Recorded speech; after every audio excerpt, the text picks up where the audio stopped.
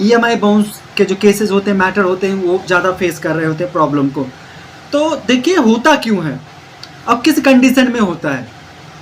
खाली यही नहीं कि आपके अकाउंट में पैसा नहीं तो बाउंस हो जाएगा, हम शुरू से समझते हैं। देखिए जो बैंक होता है और जो फाइनेंस कंपनी होती है जो आपको फाइनेंस उपलब्ध करवाती हैं, ठीक है, ये दो लोग होते हैं इस चीज़ से जुड़े होते हैं। अब चूंकि हम अगर बात करते हैं तो आज के 20 साल पहले, 25 साल पहले ऐसा नहीं था। पहले ऐसा था कि अगर आप कोई चीज़ लेते हैं तो वहाँ पे चेक देना होता था गारंटी के तौर पे, या चेक से पेमेंट होती थी। लेकिन आज चीज़ें बदल गई है, चेक को स्केप कर दिया गया, साइड कर दिया गया। बड़े बड़े बिजनेस में आज भी चेक यूज़ हो रहा है, तो बिल्कुल तो बंद नहीं हुआ है, लेकिन मोस्टली लोग अब ऑनलाइन ट्रांजैक्शन का उपयोग कर रहे हैं, जिसमें जो नैच होता है, जैसे यूपीआई है तो यूपीआई के अंतर्गत नैच होता है और ईसीएस होता है। ये होता क्या, कैसे काम करता है, इसमें भी बात करेंगे।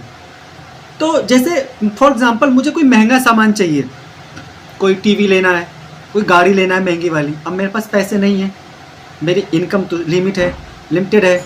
तो अगर मुझे लेना होता तो मैं आजकल क्या करूँगा, ईएमआई की सुविधा उपलब्ध होती है, होम लोन ले लिया, कार लोन ले लिया।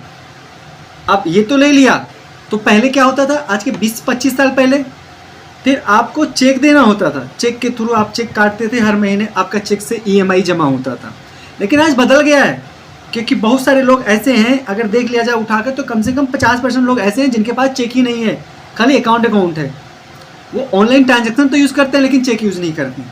तब ऐसे लोगों को 50% लोगों को के लिए क्या सुविधा बनाया गया, या ये चेक वाला जो प्रोसेस था बड़ा लंबा हो जाता था, इसलिए जो बिजनेसमैन, जो बैंक होते थे, उनको बड़ी सारी दिक्कत का सामना करना पड़ता था।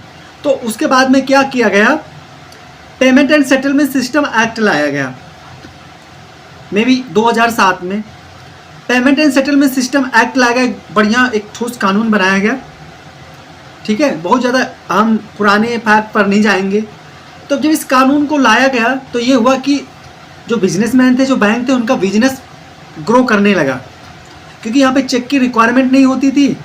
सारा ईसीएस या नैच के माध्यम से आपके अकाउंट में आपका ईएमआई जो उसकी डेट होती है उस डेट पे ऑटोमेटिक डिडक्ट हो जाएगी। जो नैच और ईसीएस होता है वो यही काम करता है आपके अकाउंट में। इसी जब आप लोन लेते हैं, कोई चीज़ फाइनेंस करवाते हैं, आप पैसा लोन लेते हैं, कार लोन, बैंक लोन, कुछ भी, हाउस लोन, कुछ भी लेते हैं, या आप बिजनेस करने के लिए पैसे लेते हैं, तो वहाँ पे बिजनेस लोन लेते हैं तो वहाँ पे भी ईसीएस आपके अकाउंट में एक्टिवेट किया